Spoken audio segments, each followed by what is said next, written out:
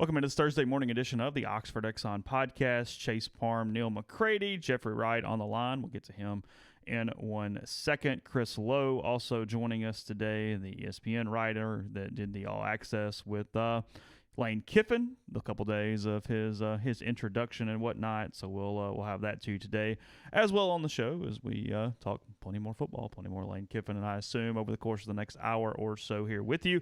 And remember, there's a basketball game on Saturday against Middle Tennessee. Make sure you know that your ticket is a coupon to the Oxford Crystal, $150 off a steamer pack or a sack full there with the Oxford Crystal, or go next door to the Oxford Exxon.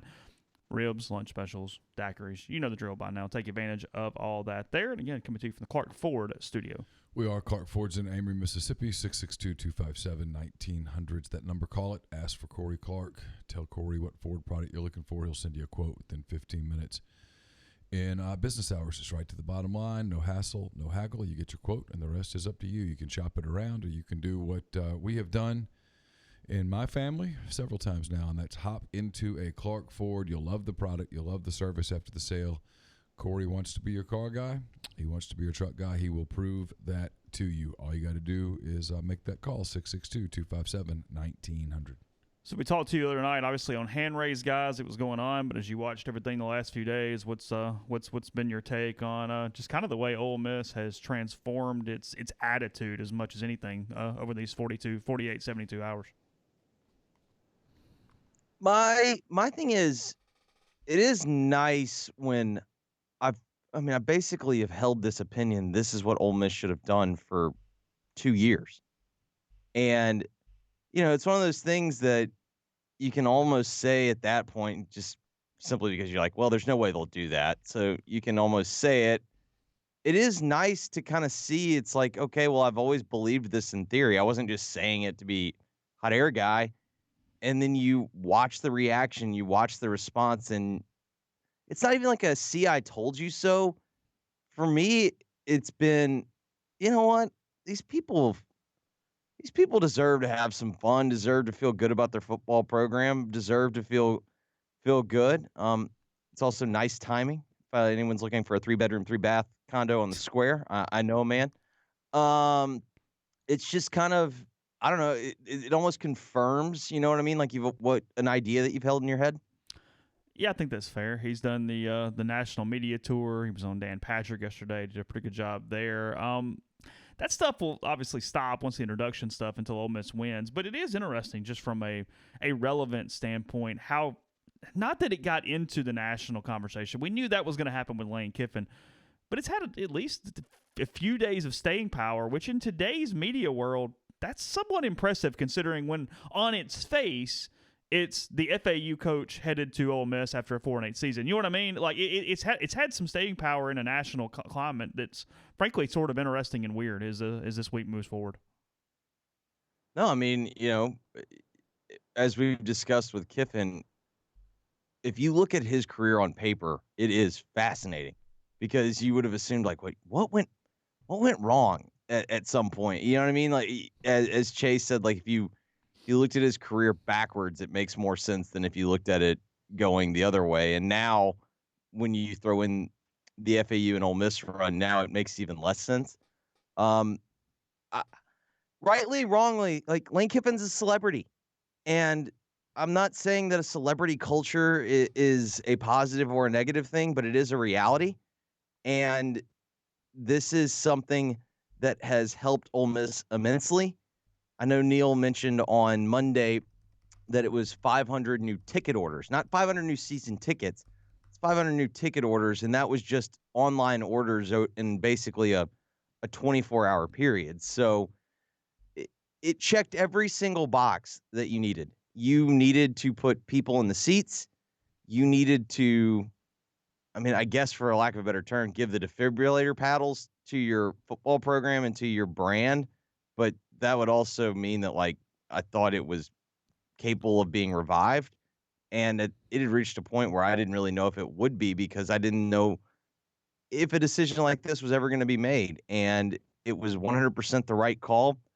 I think if you're arguing that at this point, I just don't think that you are thinking logically or reasonably. And Ole Miss found, I think, its perfect fit. Somebody who has some at least understanding of how these numbers could be impacted over the course of the year said that Lane Kiffin being hired versus Matt Luke staying, at least $20 million increase for the university at this point over the course of this year, in their opinion, from merchandise to tickets to concessions to increased donations, everything. They thought a reasonable number was $20 million. Does that include if they were to get bowl eligible and go to a bowl game? No. I'm strictly talking about just in-house Ole Miss stuff. Not even like, hey, extra anything. So they paid for the buyout just within a 5-day period.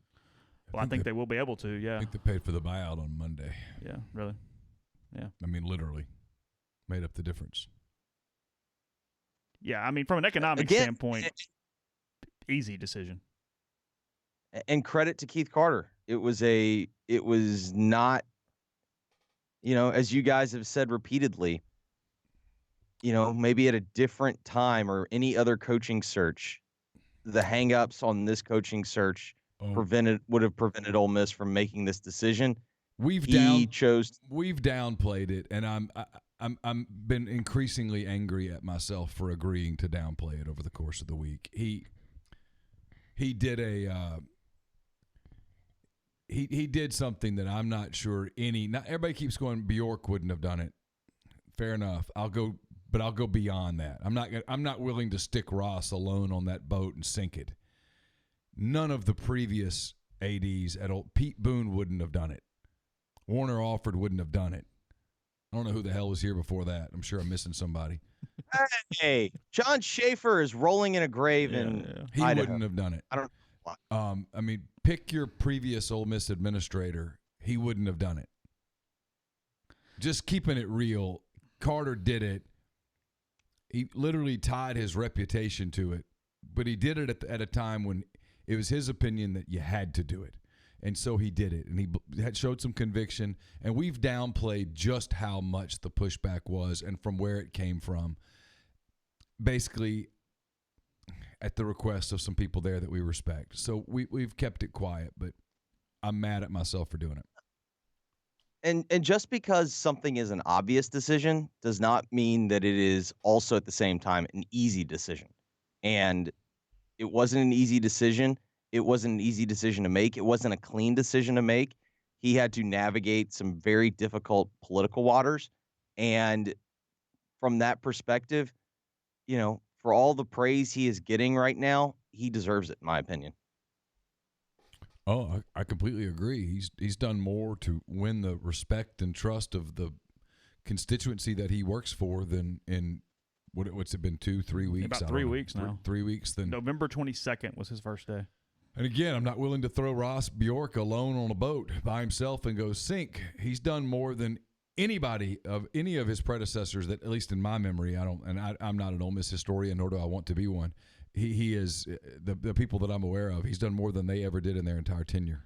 Yeah, Schaefer, I think he's just bored at this point. I called him for that Mike Bianco or that Swayzeville story or something I wrote, and he just kind of wanted to talk. I had like 3 questions, and now like an hour later, he's like, just, how's your kids? Like, it was like, oh my God. Like, this dude, he was like, yeah, just call me anytime. And I thought, yeah, you're just hanging out on the couch at this point. You're a bored man at whatever your age is. But yeah, I think his claim to fame is he told Mike Bianco in his interview that I don't know if we can ever win in football or basketball, but we can win a national title in baseball. He did say that. That's what you want. That's what you want from your AD in the SEC. Rebel fan says Ross protected himself to the detriment of the university. It goes beyond that. I'm just telling you, you can't single Ross Bjork out. It goes much further than that. It's an institutional thing. Carter bucked in decades of an institutional mindset, not just Ross Bjork. It just to single out Bjork because he's essentially because he's not an Ole Miss guy, and it's easier to blast on him than it is Warner Alford and some of the people that ran the program into the absolute ground. Back at a time when the league was moving forward is just not. It's disingenuous. It's just not fair. Is Memphis going to hire? And also, go ahead. Ross's fate was sealed on that weekend of the 2014 Egg Bowl when Ole Miss was, it appeared, prepared to let Hugh Freeze walk to Florida. Yeah.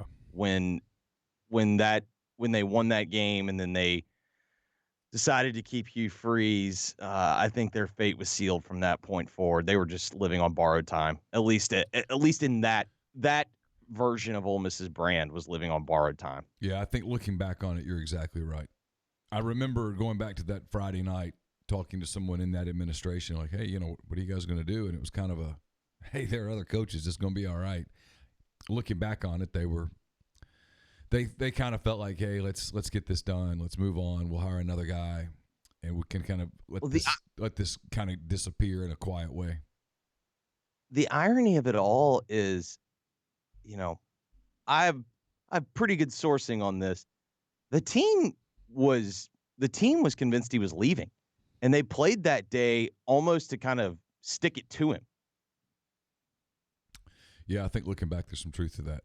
So one of those weird things. So speaking of, what's Memphis doing with that spot? Are they going to promote the coordinator? He did give a really good speech the other day where he communicates really well. I liked what he said about search the nation. They should search the nation. I think they'll come back to here, and the way that he communicated it was pretty good. If you made me guess today, my answer is yes, that is where I think this is headed. However, I do not even believe they've even done interviews yet. And I'm not even saying like, oh, well, no one's been interviewed. I think they're getting their list of quote unquote finalists together. And then I expect that over the course of, from now probably through Saturday, maybe even into Sunday, that's when they'll start conducting their interviews. The problem that they have is take the fan response and popularity of when Lane Kiffin's name was essentially made public for Ole Miss, and go in the exact opposite direction, and that would be Barry Odom's candidacy at Memphis. And I'm not saying it's right or wrong. I mean, Dave Matter, who I know a little bit from the St. Louis Post-Dispatch, he had a story in which he ran some numbers about Odom's tenure, and I know Gabe would be the first to tell us Odom's tenure is complicated if you're trying to assess it. Yeah, but he would always, I know he would also say the fact remains he comes from the Neal McCready school. The fact remains he didn't win enough games. He was 4-24 against teams with a winning record. Ooh. That's tough, guys. And he's about to land on his feet too. He's about to get a seven-figure salary as the defensive coordinator at Arkansas and continue to draw his Missouri buyout. I got to figure out a way to double dip like that. Wonder who his agent is. Will Healy, I think, will get a strong look from Memphis. I think Barry was. I think his candidacy was real, and I think they started to read the tea leaves. I mean, you want to talk about, as I told Neil this off the air, if you think you've covered some Ole Miss coaching searches where there are too many cooks in the kitchen, boys, let me tell you about the one going on here. And I'm not going to criticize their process until I see what happens, because their process the last two times yielded Justin Fuente and Mike Norvell.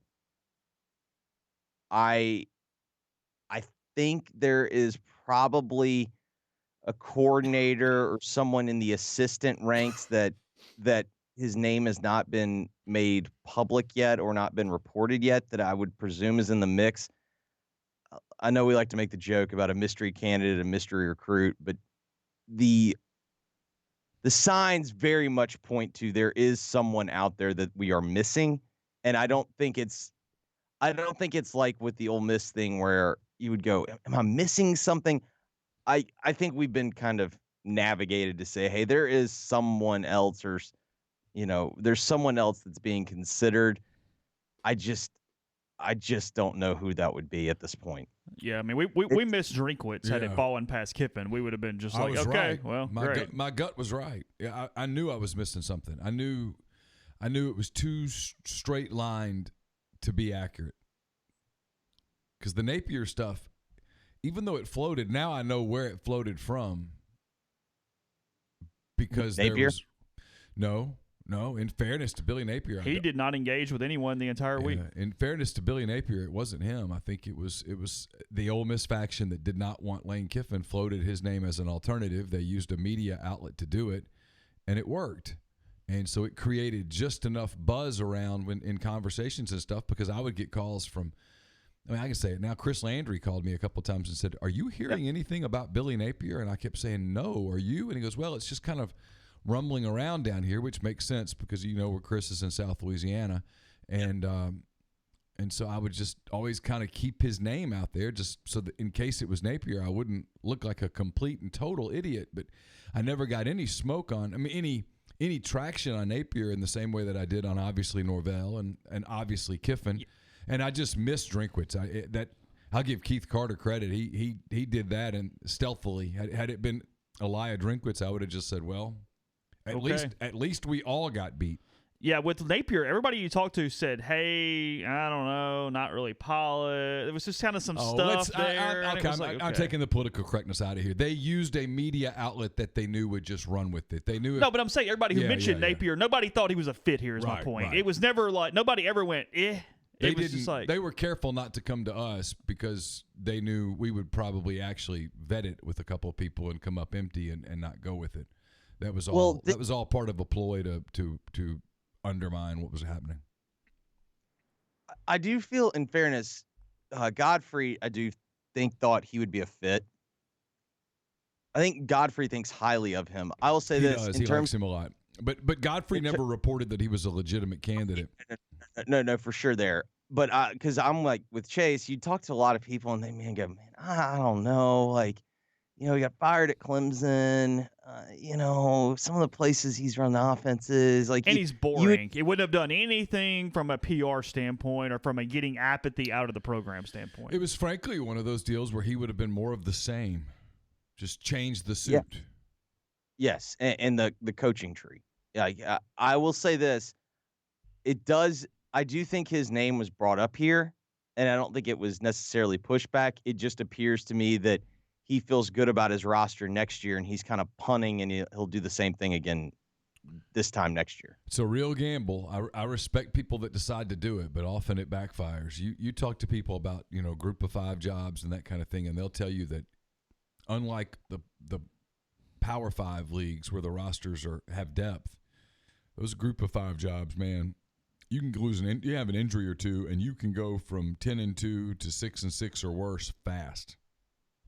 Well, it's the same problem that I think has potential at Memphis. If something happens to Kenny Gainwell, like, I mean, I don't know what the offense looks like, because there's 2 things about the Memphis job that are interesting. One, in my opinion, is unquestionably a better job than the day Mike Norvell took it. But the problem is Mike Norvell took it, and he went 11-1 this year. And not only did he go 11-1, I think he maxed out what this job actually is. And then when you add some context, okay, well, Houston is it's not expected for Houston to be, you know, what they were this year and bad for long. Dana is trying to rebuild the roster essentially in a year. Dana's a good football coach. I don't think they're going to stink forever. You look at what Willie Fritz has done at Tulane. It doesn't appear that Willie Fritz is on the move this year. So you got to think that they're going to run it back again. SMU is clearly a better program. Tulsa got frisky again. Memphis gets UCF on the schedule next year. You start to look at the things that if I'm a coach that's trying to use this job as a stepping stone, okay, so year 1, I'm following a guy that just went 11-1. He went to the Cotton Bowl. I'm not quite sure what my quarterback situation is. I maybe don't know the landscape of how to build a roster at that school. And you start to see where it's clearly a better job, but you could also understand at the same time, you can hold two thoughts. Like, okay, this is clearly a good group of 5 job, but I have concerns about following the best coach that they've ever had. What it appears, and I'm going to be careful here. It appears based on, but I talked to someone last night who was like, "Man, be careful jumping the gun on this. You could be wrong." So I'll leave myself some wiggle room. It appears that McIntyre is going to stay at Ole Miss as the defensive coordinator. Again, that, to my knowledge, is not finalized. It is not done. And again, I had someone very close to it tell me to slow my roll on it. If he stays as the defensive coordinator, do you think that's a good move on Kiffin's part? I do, because there's 2 reasons. Number one, I do think it helps during a transition to have some familiarity, something that kind of bridges the gap. And then B, he's a good football coach. And I think he's someone that Lane would respect. I definitely think he's someone probably that Lane's dad respects. And to me, if you're giving out season grades for last year, I think he probably earned the highest marks for Ole Miss's football team. Mm-hmm. And I don't know what that says. I don't know if that's a low bar to clear, but I do think if you're not able to get the type of candidate that you want, maybe someone that you focused on, that seems like a pretty good fallback option to me. That seems like a pretty high floor fallback option. Yeah, there's no doubt about that. Got you for a couple more minutes here. Yesterday, Lane was on the Dan Patrick show, and we talked about it. It's refreshing for us because we actually kind of will pay attention, not just zone out all the time. But how many SEC coaches at the moment would let their guard down enough to make the Saban Brooks from Shawshank Redemption reference that he did yesterday? It did at least show, hey, I'm just going to answer the question. I'm not going to get so off into coach speak and be terrified to say anything at all. I'm not sure. I think the answer might be under 3 at this point in this league. There's no personality much in this league anymore from a coach standpoint. Gus, no. No. Orgeron publicly, no. Yep. Sam Pittman, no. Jimbo, Sam Pittman, No. I want to get back to Sam Pittman in a moment. Yep. No. Moorhead, no. You know what's funny? Remind me on this. I talked to Mike Griffith yesterday, the AJC. It's on a beer garden that'll come out later today. He had a really, when he first made the take, I was like, oh, that's just a stupid hot take. And then the more I thought about it, the more I'm like, you're right.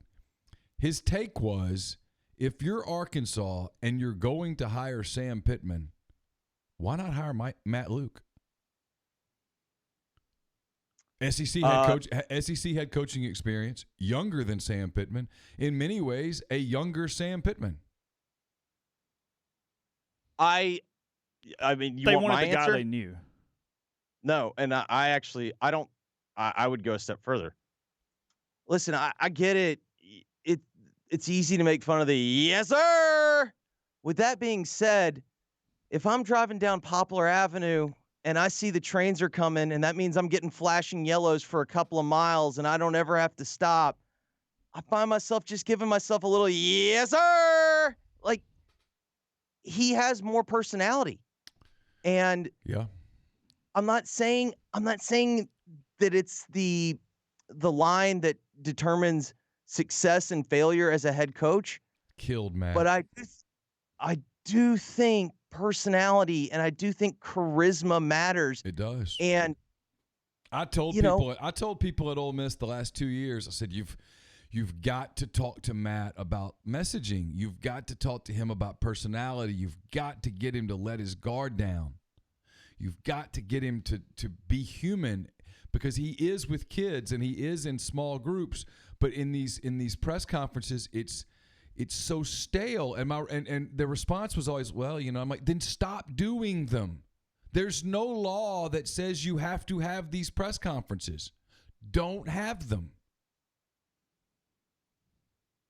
And it just goes in one ear and out the other. It's why I really do. I hope Kiffin comes in and just shakes up the whole way they do it.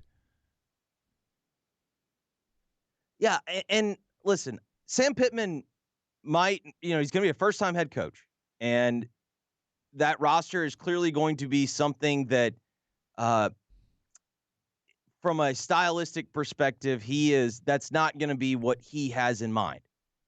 With that being said, I do think, despite it being choice number 8 or maybe lower, I do think Arkansas took a look in the mirror and said, what was an identity that was repeatable? Mm-hmm. And, you look at how Arkansas was trending when Pittman was there before he went to Georgia.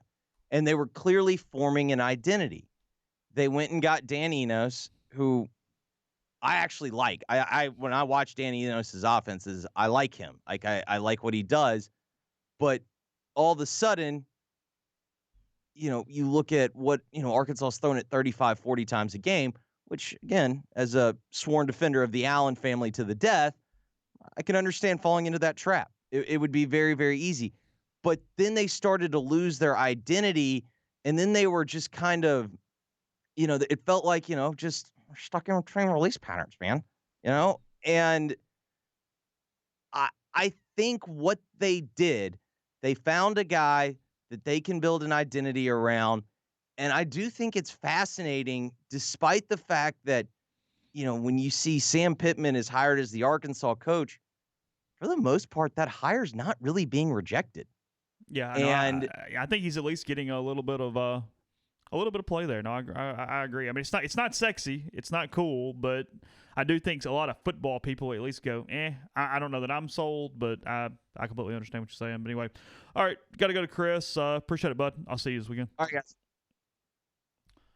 From the live stream with us, hang in for 1 second. We're going to take a quick break. We'll come back with Chris Lowe. So just chill out for a second.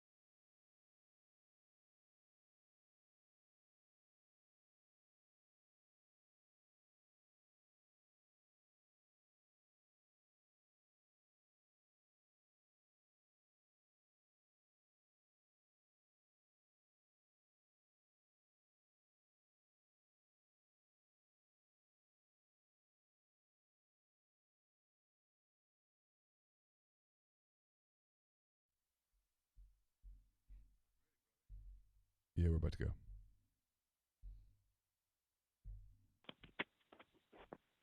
Chris, welcome into the show. Thanks so much for being with us. How are you? Great to be with you, Neil. Doing great, man. So before we get into the actual story, which was excellent, by the way, I really enjoyed it. Give me, if you can, as much sort of behind the scenes how this came about. It's hard to pull these off in today's media. It speaks a lot to the trust those people had in you, and it also speaks a lot to your foresight. How did that just kind of come about that you were able to get embedded with Lane Kiffin on such a big day in his career?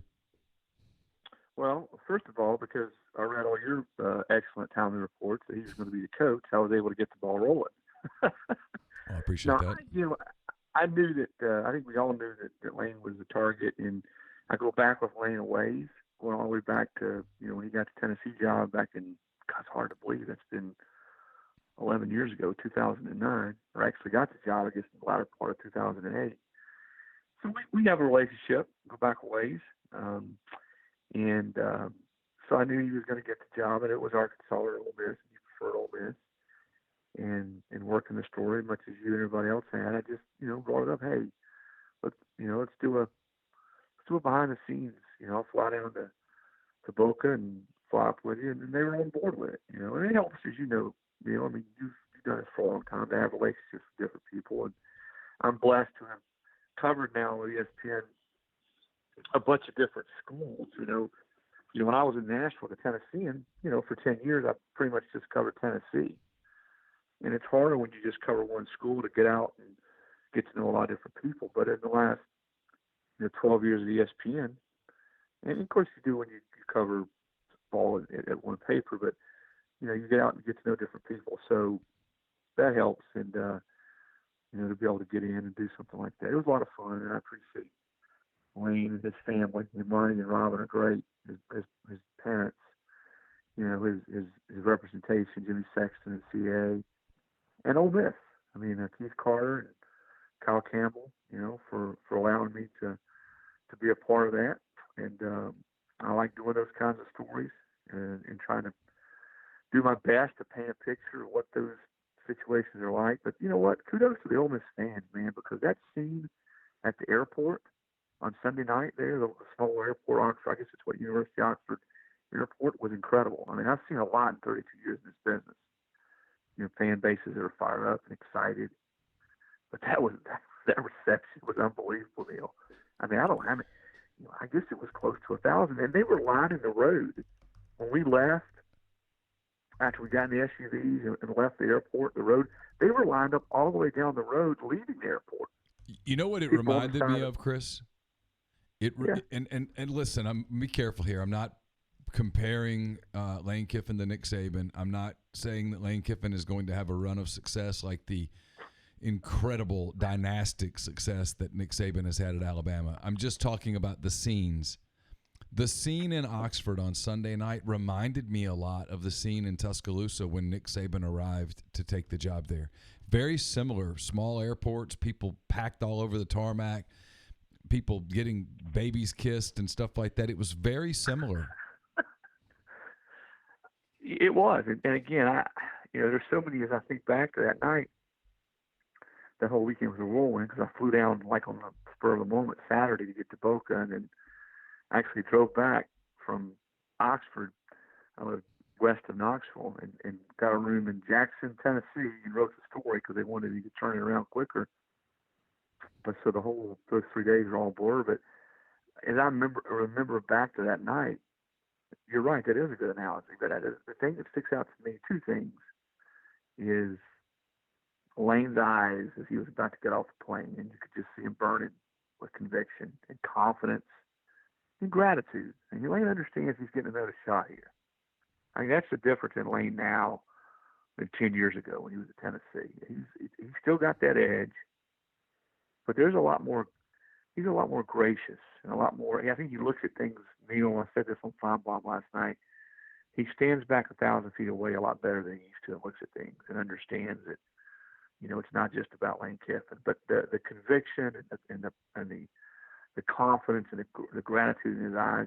And then leaving the airport again, all those people lining that road, and he's reaching out and trying to high five as many of them as he could, and saying all the different things to them and signs. And even when you love this, he even went and he turned around one time and said, "I'm gonna go all Gruden on these guys." And kept saying, "I love you, man. Love you, man." So his wit, man, is surpasses just about any coach's. He's right up there with Spurrier as far as that sharp wit. Yeah, he's very similar. But it was a wild scene. It was cool to be a part of that. You could feel the hunger with Ole Miss fans. Hey, maybe we got a guy. Hopefully, we got a guy in here, that's going to be able to go up against the heavyweights on the recruiting trail on the football field that you have to in that division, which is clearly still the toughest division in all of college football. So It's funny. I was talking to someone pretty close to Kiffin on Friday morning, the day before, I guess the day that the news broke that he was taking the job, that the job was his. And I said, I don't think you understand. I don't think he understands how excited people here are for him and are going to be for him. I'm like, there's a buzz in town. And I made a joke. I'm like, I never get out. I never go anywhere, and I can feel the buzz. You can hear people talking about it. And he said, no, he understands. Believe me, he understands. So I'm curious, you were with him when he on the plane, you were with him in the car, you were with him in those first few hours. Did the reception surprise him, or was it what he expected? Well, he knew there would be a lot of people there. I mean, Kyle Campbell had told him, Ole Miss is Association for Communications, that listen, they're going. In fact, we were about, I don't know, an hour out, probably about halfway through the trip, maybe not even halfway through the trip, and somebody already posted because we have internet on the plane. See, I'm not used to all this fancy private planes. I'm used to flying commercial, man. So I'm not used to having internet on the plane. I feel you, Chris. So they were all still on Twitter, and Kyle reaches over and shows Wayne a picture about. Again, we maybe weren't even an hour into the trip. It's about a 2-hour trip, and there were already 100 or 200 people lined up. Somebody had taken a picture from the airport, and Lane just sort of shook his head and smiled. So he knew there was going to be a reception. But I'll tell you what he said. As we were coming in, it was already night as we landed. It was just about to be night, or it was night. And you could see the people sort of lining the outskirts of the runway, the tarmac, and there were lights. And Lane just sort of looked at it and went, whoa. I mean, so I think that to some degree, he was a little taken aback. I don't think he expected a guy to hand him his baby, and when he handed him back, say, Coach, get you a burner. I don't think he saw that coming. Lane, not much phases Lane Kiffin, having known him now for 10 plus years, but I think that even was he turned around. I heard the guy, you hear something sometimes if you think you hear something, because I was standing right behind Lane when that happened, but you're thinking, he didn't really say that. And Lane turned around and said, guy just told me to get a burner. It's sort of like, did you really say that? And then we get back to the hotel. They actually dropped us off at the hotel. He had the executive suite there at the end of Ole Miss. Great place, by the way. They did a wonderful job there. But, I hadn't been there, I guess, since they did the tower renovation and all that, but great place right there outside the Grove. I'd like to have some of your money and be able to have a suite there on a weekend of game days. Yeah. Go walk from there to the Grove to the stadium. Yeah. But he got up in his suite and he checked he started checking his voicemail. First voicemail he receives, because he's standing there checking it, from SEC Commissioner Greg Sankey, welcoming him back to the SEC, which I thought was pretty apropos. All right, along those lines, so you've covered Lane Kiffin, you've covered this league, you understand regional and national media as well as anyone. You're now very much in the national media. How big of a story? I know how big of a story it is today. How big of a story will it be in September, in October, when Lane Kiffin is back on SEC sidelines coaching an SEC team? They open against Baylor in Houston. The people in Houston have to be ecstatic beyond belief because they just probably sold 30,000 tickets. How big of a story is this going to be in the national media? It'll be huge. I mean, you'll have national people from all over TV, websites coming in because he's Lane Kiffin. He's the Eddie Haskell / of course, I'm dating myself. I'd say 80% of your people listening to your podcast. No, I'm with you. Haskell. I know who Eddie Haskell Anybody is. under 50 probably. Yeah, exactly. Exactly.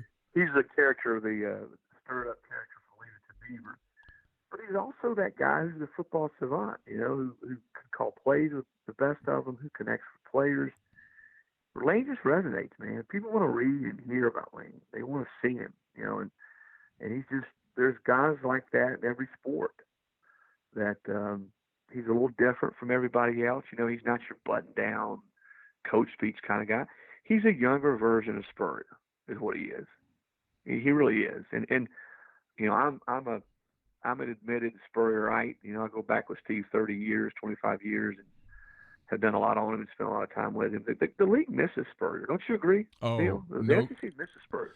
SEC media days the last couple of years have been boring. There's no personality. It's become very dry. It's not fun. I think Kiffin changes the game a little. And now that Ed Orgeron's won and he gets to take his guard down a little, I think he's going to start becoming a little more fun. But and I don't mean this as an intelligence thing. Orgeron's not as witty as Kiffin is. Kiffin has the ability to troll in a way that it's not obnoxious, but it's just funny. And so, like, there's Aaron Suttles of The Athletic, who I know you and I both know well, and no one covers Alabama better than Aaron does, had a story out yesterday about Kiffin trying to raid Saban's staff. And I was going to ask you about that. Do you buy that at face value, or do you take a little bit of that as Kiffin arriving in the league and very quickly sort of trying to tweak his former boss? No, I think it's more, and Aaron, you're right, Aaron does a great job covering Alabama. I talked to Tulane a ton about his staff, not specifically. He's not just throwing out every name. He's going to try to get coaches on his staff, not just to get at Nick Saban, or not just to get at Ed Orgeron or the Tennessee people. That he knows, or has worked with, and just as importantly, Neil, people that know the SEC and have worked in the SEC footprint, and probably just as important, have recruited in the SEC footprint and know how to motivate and relate and connect to the players who have played in this league or are playing in this league. That is his biggest priority, and not just to get it Nick Saban. Yeah, he told me, he said, I'm ready to go crush it. I'm ready to go crush Nick Saban. I'm ready to go crush Ed Orgeron. I'm ready to go crush Gus Malzahn. He is very much looking forward to diving right into the SEC waters, recruiting and playing. And that's who he is.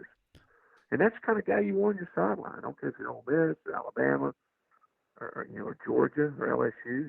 Those are the kind of guys that just thrive on that kind of competition and aren't afraid to bite back, and aren't afraid to stir it up in their own way. Now, Nick's not a guy that's going to stir it up, but I can promise you nobody's more fiendishly competitive than Nick Saban. Chris. Go ahead, finish. I'm sorry. No, I think it's more of that he just wants to stick it to Nick Saban. Is there a part of that in him? Yeah, because everybody knows. I think most people know it didn't end for Lane at Alabama the way he wanted it to, not getting to coach in that national championship game, and they've eaten at him over the years. But he's also, I can tell you this, he's also very appreciative, and in Lane's own way, of Nick giving him a chance. Because he told me there on the flight, he said, listen, if it hadn't been for me going back and working with Coach Saban and spending that time with him and learning the way he does it and his organization, he said, I wouldn't be getting this shot right now. So there is that part of it that realizes that. And I don't know 10 years ago if that would have registered with Lane as much as it does now. The big thing with Lane that Neil and I have been discussing all week, too, is he thinks Ole Miss can win at high level consistently. He thinks they can win a national title. That's why he took the job. It's not, Ole Miss has had two coaches in a row, and this is not necessarily all bad, but Hugh Freeze and Matt Luke, who loved the place so much, and it was a very emotional connection. And then you've got Houston Nutt, who I don't think ever thought Ole Miss could win big in a way. I thought Houston always thought, hey, if I could win 8, 9, occasionally 7, I can be here as long as I wanted to be, and they'll be happy with it and whatever. I think Ole Miss is somewhat invigorated right now because they have a guy who's just glad to be in the SEC. He sees it as a major program and a program that can win at a national level. Well, and again, you heard him. He said it at his press conference in his introduction, there's nothing like the SEC. Right. The SEC is not for everybody, though. It really isn't. I mean, I've talked to numerous coaches who say, hey, not because they're scared, guys who are established and have won, but they just don't want any part of it. David Cutcliffe always, speaking of former Ole Miss coaches, he always says it best. He says that the octagon of the SEC, and specifically the octagon of recruiting in the SEC, is not for everybody. Well, I can promise you it's for Lane Kiffin. He revels in that kind of thing. And I think that's what he looks forward to more than anything. And in his mind, if you can win the SEC and you can win against the people that you have to play against in the SEC, the coaches, I mean, just look at the coaches now in the West. You can win against anybody. Ole Miss has the resources, they've got the tradition, they've got the fan support. They have one, for all that's out there, and regrettably the way it is for you, they did win at a big level when he was there. Okay, and everybody says, well, they got put on probation. I love the fact in the SEC that everybody's pointing the finger at everybody else in the SEC. And it's always the people that are viewing the accusing, and I'm not just saying coaches or administrators or fans, but they're the only ones that aren't cheating or aren't doing something or pushing the envelope. But everybody else is, okay? But they did win a high level when he was there. And he deserves, did the end right in the way he wanted to, or anybody almost wanted it to. But they beat Alabama in back-to-back years. How often has that happened in the last few years? They've won the Sugar Bowl. So Ole Miss fans got a little taste of it. So if it happens under Hugh Freeze, and that was what 6 years ago? 4 or 5 years ago, yeah. 5 years ago? Yeah. 2015. What can Lane not do? He just went to a place in Boca, and granted they're playing the Conference USA. I've been to Boca. I've seen the facilities there, and they're getting ready to build a brand new facility, which is really going to be nice. There's no facilities there. That program is not even that old. He won 10 games in 3 years and won 2 conference championships. I think the highest paid assistant on his staff at Florida Atlantic was making, I don't know, $200,000 or just under $200,000. Yeah, that's probably. The guy can coach. His tweet. He can coach and he can recruit, and so is he going to do it right away? Their schedule next year is brutal. I don't know that it happens right away, but I'm sure it wouldn't bet against Lane Kiffin coming in there and winning at a pretty high level. Now, what's a high level? Is it winning 9 or 10 games and being in the mix in the West? Is it winning a couple championships over the next 5 or 6 years? I mean, I don't know, but I bet you he's swimming in those waters. Speaking of, as we start to wrap up, his tweet today, day 4 at Ole Miss football, have an awesome day. We are going big game, and he appears to have a little fishing emoji. A lot of people would say big game hunting. He calls it big game fishing. You can tell he's been living in Boca for a while. But it tells you a lot about his mindset, right? I mean, he's not, as to Chase's point, Houston Nutt, maybe even David Cutcliffe to some degree. They always thought, hey, this is the realm of recruit that I can get. I don't think Kiffin's going to sell out like that. I think he's going to go for the big guys. Well, and everybody's different too. I mean, I know David Cutcliffe well. There's nobody better than David Cutcliffe. Oh no, he's a fantastic guy. Yeah, absolutely. And I think he probably went after a different type of player because that's the kind of player he felt like he coached better and could develop better. Some coaches are going to go after guys that are a little bit out there on the edge more because they feel like they relate to them. Every coach is a little bit different. And Lane is one of those guys who will go after players that he feels like he can coach. Now, are those guys the guys that are out there a little bit, or those guys that the Alabamas and LSUs are all going for it? He's not going to be scared to go after players that the other big-time programs are going after. I mean, he's going to recruit the heck out of the Memphis area. He's going to recruit the state. I mean, you guys know, look at how many players out of the state of Mississippi over the last 15, 20 years have gone on to be big-time players elsewhere. He's going to go after those players, and I think he understands that if you're going to win the SEC long term, you might have a year, every once in a while, but you better go out and beat the teams you got to beat on your schedule on the recruiting trail, at least as much as they beat you. When Steve went to South Carolina, and there's no better play caller. Steve Spurrier changed the way they played football in the SEC. You know what happened there, guys? Go back and look at who he recruited when he first got there. Now, Steve hates to recruit, and that's what got him there at the end, is he didn't have the guys around him. But look at the lineup of players he brought into South Carolina. Clowney, Marcus Lattimore, Alshon Jeffrey, DJ Swearinger. All those guys are still playing in the NFL, except for Lattimore, who got hurt. And they're all guys that everybody wanted, USC, Florida State, Florida, Alabama. Nick Saban told me he flew into Rock Hill, South Carolina, and felt like Clowney was as good a player at that position he'd ever seen, but South Carolina was able to keep him at home. That's what Lane's got to do at Ole Miss, and he's going to win there at Ole Miss. Really appreciate the time. It was fun seeing you on Monday to catch up a little bit. Great story. I know everyone who I have heard from has raved about it, loved it. If anything, they just wished it would have been twice the length, which just speaks to the volume of speaks to how good the story was. Thanks so much for the time. I hope to talk to you soon. Merry Christmas to you and yours. Same to you guys. It's always great to catch up. Take care. That was Chris Lowe here on the Rafters Hotline. First time I've done that. Great story. Good to hear from Chris. Could have talked to him for a while. A lot of stuff there inside that story. And you and I kind of skimmed it as it was coming out and right after, and then I read it a little more closely later on. The big thing to me, partly our fault, but it's our job. Given all the smoke around, how well he handled the FAU part of that, keeping his players engaged, and frankly, the leadership and the respect back and forth that the players were able to joke with him about it and understand the situation. Because look, Ole Miss saw this in the team meeting with Matt Luke, or after Matt Luke was fired. Emotions, kids, running out, different things. The fact he was able to kind of keep them together, get some jokes, and then get them all after and go, hey, just be honest. Here's what happened. It's because of you guys. If we'd sucked at Florida Atlantic, I'm not the Ole Miss coach today. We went and won a lot of games. Yep. Appreciate you. You did it. All the success in the world. There is a certain amount of give and take there that's very impressive that wouldn't always get pulled off. Well, and it speaks volumes to how many people I've talked to who knew Lane Kiffin in 2008, 2009, 2010, who will tell you how much different he is today. Yeah, he's still got the Twitter personality and stuff, but how much more mature he is today than he was then. The one thing Mike Griffith, you'll hear this in the Beer Garden. I think you guys will really enjoy this Beer Garden. If you don't normally listen to the Beer Garden, listen to this one. I think you'll really, really like it.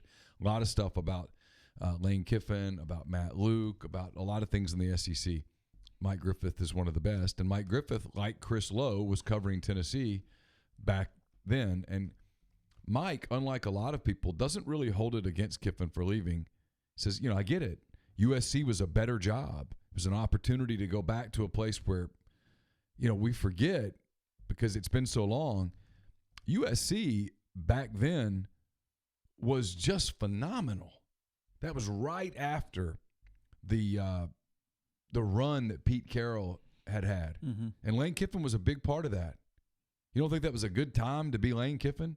At that time, in your 20s, as an assistant on that USC staff that's winning 30 in a row or whatnot, Reggie Bush and Carson Palmer and Matt Leinart. 3 Heisman winners and I think 34 in a row at one point.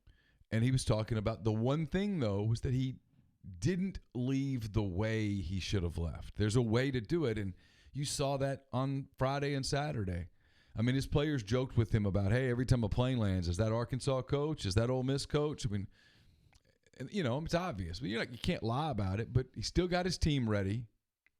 They played for him. There was a rumor on Thursday, hey, Lane Kiffin's in Oxford. And I said, no, he's not. Yeah, he is, Neil. I talked to someone in the IPF, and it's him. And I said, it's not him. How do you know? I said, because he's not doing it that way. He's not going to abandon his team. He's going to coach his team. He did that long interview on Thursday, but he did not do it until Thursday night. And anybody who's ever covered college football knows Thursday night is family night for almost every staff out there because it's done by then. If it's not done by then, you're done. You've put the You've put the playbook in. It's the game plan's in. If you throw something else at the kids later than that, you're going to confuse them. You're going to overwhelm them. So he waited until Thursday night to sit down with Ole Miss. He did not do anything to hurt his team. And it's my understanding that on Friday, while some of the stuff was getting negotiated, he basically spent that day like any other typical Friday before a game, kind of with his team, going through some meetings, had to walk through general stuff. And then on Saturday, to your point, his team played for him. I think that speaks volumes. Houston Nutt was on that. And this isn't picking on Houston because he wasn't the only person who thought this. Here you had Bill Clark and UAB. Bill Clark had, quote, stayed. Yeah, nobody got after him. Bill Clark had stayed, loyal. Lane Kiffin's gone. It was the lead story on college football game day or whatever. And yet his kids played really hard for him. That does say a lot about the respect that they had for him, the respect for the way that he'd handled the situation, and for the fact that they wanted him to go out a champion. I thought it said a lot. I really did. His team played super hard for him. They had a good game plan. They executed it. And then after the game, he waited till he got to the locker room where he could tell them hey, fellas, it's because of you that I got this. And yeah, I got it. And you know I got it. And I know you know I got it. But I did want to tell you to your faces. I think it says a lot for the guy from a growth standpoint. Yeah, see, people, I mean, sometimes I feel like I'm just arguing with people. Grindhard says, of course they're going to play for him. It's a championship game. I can point at championship games, conference championship games that kids don't play with the same fire. It's UAB did not play particularly inspired football. It's late in the season. Teams that have fractures, you see it. I thought I watched more of that game than I'm willing to admit at the moment. I thought UAB lost composure pretty quickly in that game. That they kind of got popped early, and that was that. Georgia lost composure against LSU on Saturday. Mm-hmm. Kind of quit a little. It's a top 10 program, top 5 team all year. Winning in. Kind of rolled over at the end. Yeah. Now you weren't going to win, but I get it. Right. They kind of rolled over at the end. It's not a given. They're not robots, man. I know your affinity for it. I asked Jeffrey earlier in the show. I mean, you were obviously here. You get a Shawshank reference now on top of your Lane Kiffin love and everything else. I mean, it's becoming simpatico a little bit here, Mr. McCready. Well, I just like that he doesn't take this football thing so damn seriously. It is a game. Have some fun with it. It's not a cure for cancer. Nobody gets executed at the end. He's having some fun. He's letting people see his personality, which I think is interesting. His personality is a little bit more introverted and homebodied than people think it is. Now, while Chris is right in so many ways, he's nowhere near the extrovert that Steve Spurrier is. He's not that bombastic kind of. It's very similar in a way, but Spurrier was that way too. Spurrier liked to kind of hang out. He liked to go play on a golf course with just one or two friends. Mm-hmm. The difference between Spurrier and Kiffin, where Ole Miss fans should be excited. Spurrier was an offensive genius. I mean, a genius. Saw things, processed things so fast in game. Mm-hmm. I don't know that there's any match for that. Lane Kiffin included. Yeah. I'd be interested to see what Lane Kiffin would say if said, hey, people compare you to Steve Spurrier from an offensive game. Do you think you see and process things as quickly as he does? That would be an interesting thing. But where they're different is that Kiffin loves the recruiting. He's an elite recruiter, has always been considered an elite recruiter. Spurrier never got that tag, never wanted that tag. Now, Spurrier did surround his staff with the elite recruiters, but he was never one. He wasn't a worker. I mean, not in a bad way, but he went home. It was, we're not killing you. When it's done, it is done. He's not obsessive. Yeah, his teams were fresh. His coaches were fresh. Coaches liked working for him because he's like, hey, why are we watching 8 more hours of film? The plan's in. We know what we're going to do. We know what they do. Go home. Go play golf. He wanted to get home in time to go play nine holes. Mm-hmm. Seriously. Hey, if I get out of here at 5:30, 5:45. Not getting dark till 8. I got a minute. I get to the course. I can play 9 holes real quick, get home, have some dinner. See the kids for bed, and we're all good tonight. Have a gin and tonic and get up and do it again tomorrow. I mean, that was kind of his mentality. And in many ways, I think he had it figured out. Of course, it helped that he had a lot of talent, a lot of staff. An incredible IQ and a big budget where they could hire the right kind of coaches, and they got elite talent. And he was a very good developer and all of those things. Take a break. I think Kiffin's going to be similar now. I mean, these people that think Lane Kiffin is just going to in game week burn the midnight oil, that's not his deal. In fact, I was talking to someone last week about Kiffin, and they said he is known for shorter practices,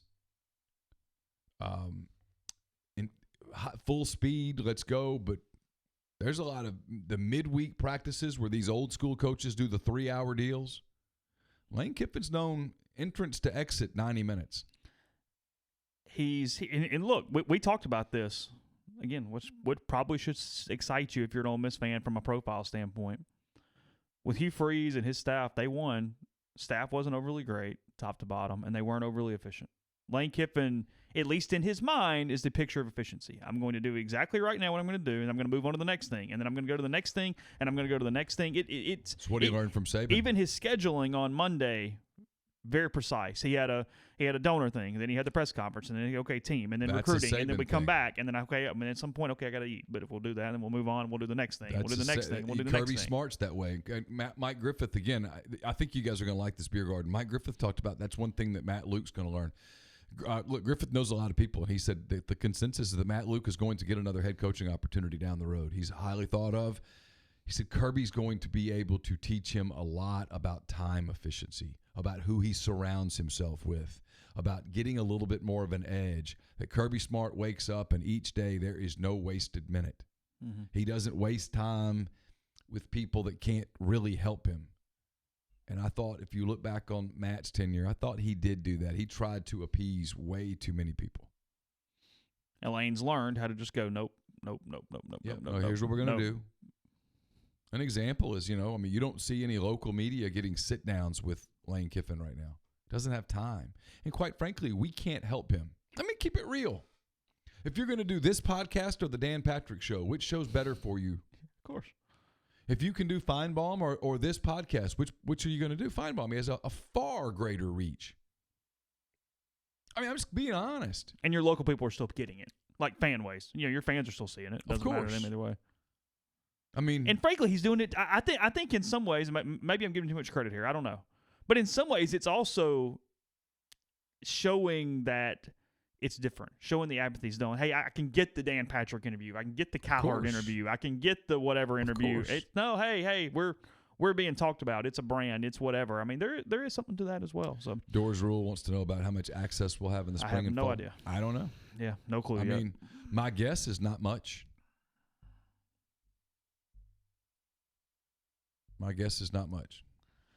Podcast brought to you in part by G&M Pharmacy. They're on South Lamar in Oxford. 662-236-2222 is the phone number. It's your flu shot. Flu's still going around. There's some friends that getting infected with it at this point. $0 copay on most insurance plans. You don't have to wait in line or anything. They get you out as quickly and painlessly as possible. That's for Tyson Drugs on the Square in Holly Springs.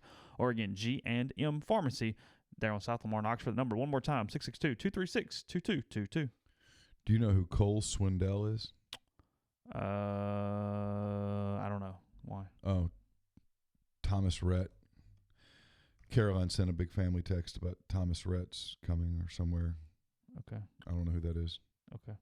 Anyway, everybody's like, oh, that's cool. I saw that. And I said, who is he?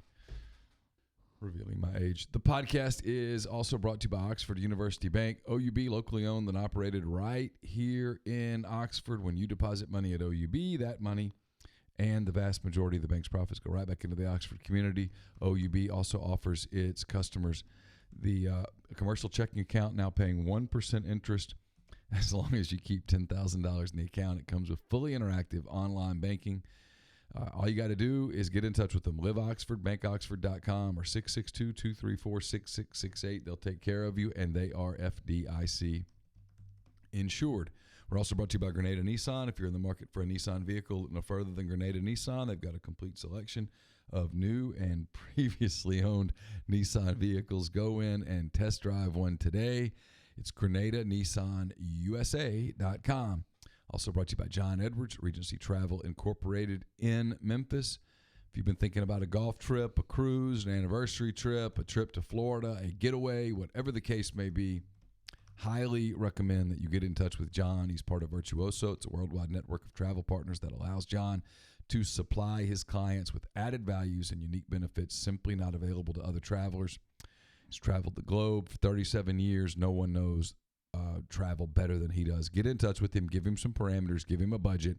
He will give you options. 901-494-3387 or jedwards@regencytravel.net. First-time clients can save $50 off their first book trip just by telling John that you heard about Regency Travel on the podcast. We're also brought to you by the Westin Jackson. It's a Marriott property in downtown Jackson. You should go check it out. The Festival of Trees going on now at the Westin Jackson. You can also visit Soul Spa, unwind a little bit with a ultimate luxury spa experience, and then head over to Estelle Wine Bar and Bistro. Creative craft cocktails, curated wine list, Breakfast, lunch, dinner, and Sunday brunch. It's fantastic. You'll love it at Estelle tonight. Let's see. What did we miss today? What else we got? I don't know. Beats me, man. You're so singularly focused just right now. I yesterday caught myself hitting the wall just a little bit. I can feel the Christmas break coming. It's going to be good. Going to be good for the my brain. You think so? Yeah. I started thinking about, like, I always do that. The 10 thoughts at the end of the year. I do the countdown of 10 things. Be a lot easier this year. You think so? Stuff happened, man. I mean, you got Lane Kiffin, Matt Luke getting fired, NCAA tournament. The Egg Bowl turning out really well for Ole Miss. Yeah, Elijah Moore's deal. You've got Super Terrence Regional Davis. and baseball not getting rolled over. Yeah, Super Regional. Yeah. The Plumlee thing, the Plumlee Corral thing. Did you see from an analytical standpoint, Terrence Davis far and away the best rookie so far this season? Yeah, he's got a shot at Rookie of the Year. Right now, it's him or John Morant. No joke. Crazy. It's crazy. There's a lot that's happened this year, though. I saw on the board, TD was playing point last night. Did I say that right? I think he played a few minutes of it. Okay. Is that Kyle Lowry's can that out. be a thing? Well, probably not long term, but if he can show that he can play it a few minutes without Give you a little microwave for it? without killing his team. Yeah. Yeah, it's pretty tough being an NBA point guard. It feels. It's a tough role, but if you can play, he can play probably against some backup points. You're just adding Play your a few minutes. toolbox. Sure. Just roll and minutes and, hey, add to the toolbox. That's what it's about at this point. I mean, Yeah. it's. I'm super happy for him. I mean, just ecstatic for him. He's a great kid. Great kid. Neil's picks up at the site. By the way, we got like 6 or 7 games, a lot of NFL. There's nothing going on college-wise but Army Navy this week. I'm the only one that picked Army. More as a shout out to my friend Frank. I picked him to cover. Yeah, I picked him to win. Well, we don't care about overall record, Mr. McCready. It's true. That is not relevant to the discussion. Neil looking for any way in the world to say he won if he ends up winning the overall, but not the against the spread. I'm just happy to be in it. You have at a this 2-game point. lead, don't you? Something like that. Is that right? Yeah.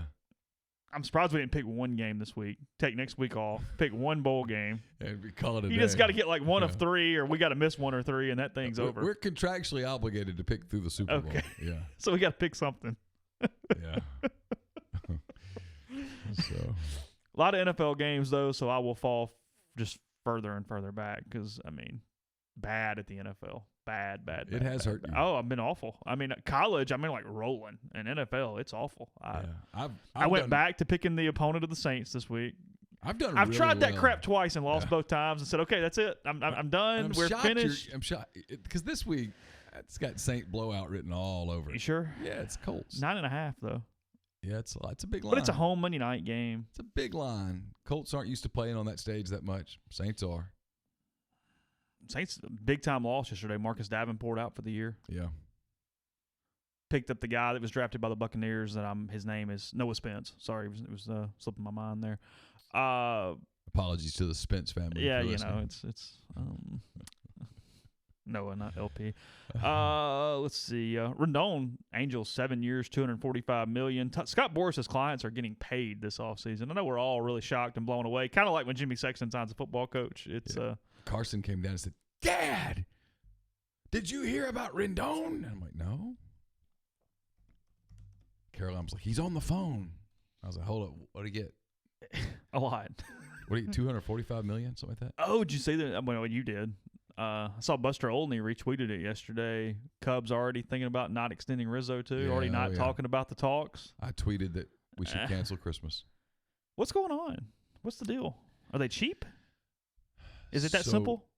I think that 2 things have happened. Mm-hmm. One is that analytics are showing them that keeping this core together doesn't make a lot of sense. And then 2, I think that all those renovations around Wrigley cost far more than they thought it would, and they're trying to repad their pockets. And I'm going to tell you, with that fan base, you better be careful. It's not the lovable losers that come out to the ballpark to have a beer anymore. They're there to win. I've been there a lot. You can't slip back. There's a shift. Well, Yeah. It's very similar to Ole Miss. You couldn't go from, hey, we're going to go to the Sugar Bowl and compete nationally to, hey, y'all, isn't this great? Another family get together, y'all. Doesn't work. It's hard to go backwards. I did see that, Will. Somebody had Gunnar Hoagland, the number 9 prospect for the 2021 class in college. It's time to show it.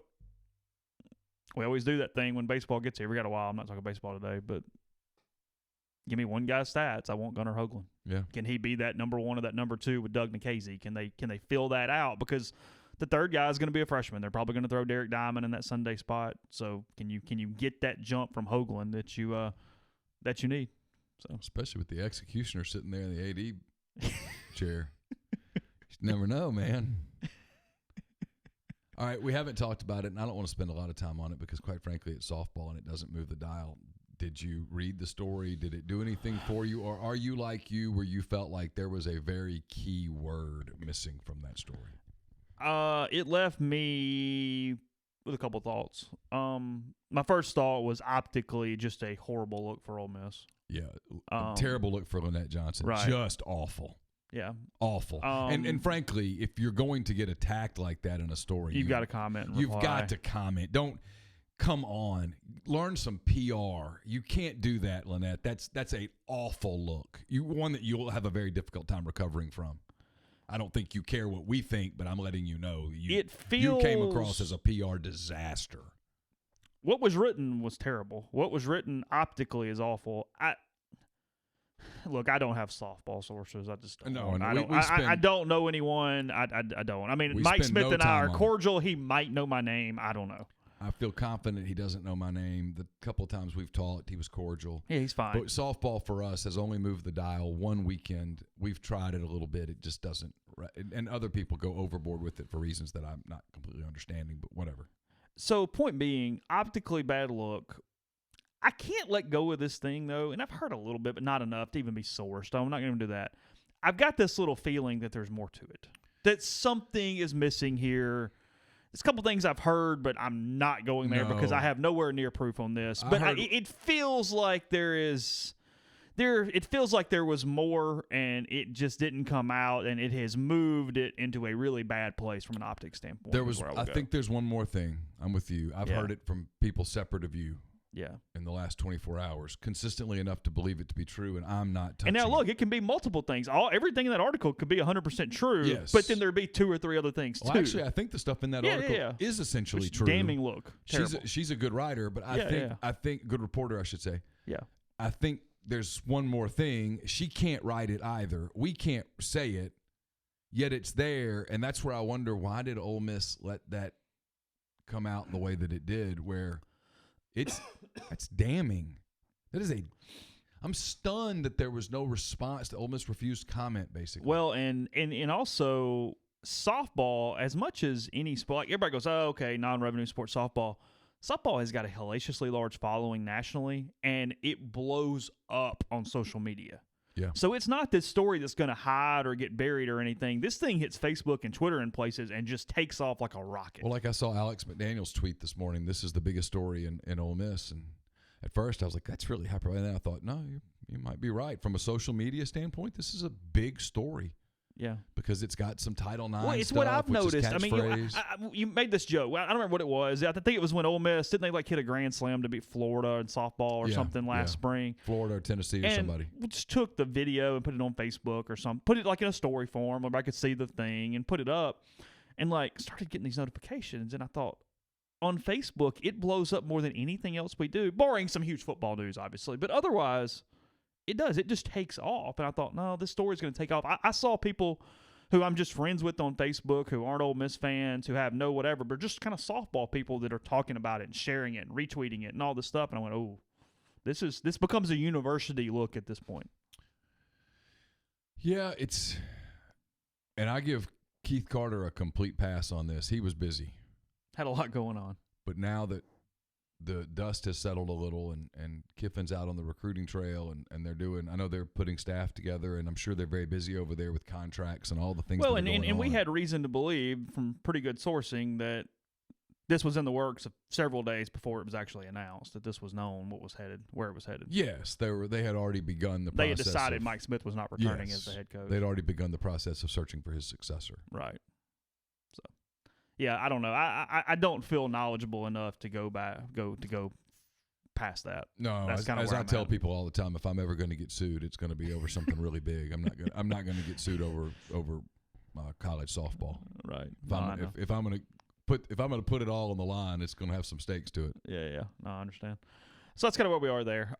We'll have more tomorrow. Again, that beer garden with Mike Griffith will be up here in a little bit, so check that out. Yesterday, you get a mind on your money. You got a mind on my money, sorry, and a soft verbal recently as well. So that stuff is up. Jay and I are taping this afternoon. Greatest pod of the South. What are y'all talking about? What hard-hitting topics am I getting on G-Pitch today? Man, there's just no telling. In fact, the list of that area before you start the show really is the list of potential topics is just so. You got a few different things today you could hit. Like what? Let's not ask Jay about the Ole Miss softball situation. No, let's not do that. Won't go there. That's a decision we're going to make today. I don't know. We might. I don't know what we'll talk about. Christmas parties. Okay. Jay probably feels like the type that goes to a lot of Christmas parties. Are you going to a lot of Christmas parties? My attendance is way down on those this year compared to most years. Yeah. Usually you have like 15 of them. You're usually night it's after night. December is terrible in a way in that matter. But yeah, mine have dwindled a little bit this year. Voluntarily and involuntarily a little bit, both sides. So, yeah, got a couple coming up, but not anything crazy. We went to Laura and two of her very good friends and their husbands, which included me, went to Ravine last night for a little Christmas party. That's probably the extent of my Christmas. So you've party done two already. Two? You had the one where you were hammered the other night. I do her Christmas parties.